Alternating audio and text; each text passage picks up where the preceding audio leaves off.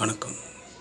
கருமை நிறைந்த இந்த பிரபஞ்சத்தில், மிகப்பெரிய பிரபஞ்சத்தில் ஒரு சிறிய தூசி தான் பூமி.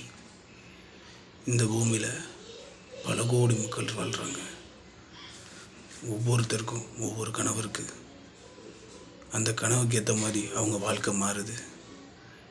ஏழையாக இருக்கிறவங்களுக்கு பணக்காரனாக வேண்டிய கனவு இருக்குது. பணக்காரனாக இருக்கிறவங்களுக்கு மறுபடியும் பணம் சேர்க்கறதுக்கான கனவு இருக்குது.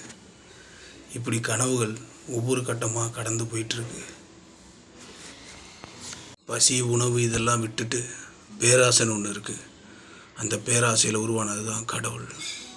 உலகத்தில் ஒவ்வொரு வித்தியாசமான கடவுள்கள் ஒவ்வொரு காலகட்டத்தில் உருவானாங்க. நீங்கள் பார்த்துட்ருக்க எல்லாமே ஒவ்வொரு நாடுகள்லேயுமே கடவுளாக கும்பிடப்படுறவங்க. அது ஒவ்வொரு நாட்டு கலாச்சாரத்துக்கு ஏற்ற மாதிரி அது மாறிக்கொண்டே இருக்கும். இக்கடவுள்களை உருவாக்கியதும் பேராசைதான். பேராசைதான் இக்கடவுள்களை உருவாக்கியது. உலகம் முழுக்கும் இருக்க சினிமா ரசிகர்கள் கூட சில படங்களில் புதுவிதமான கடவுள்களை காமிச்சிட்ருக்காங்க.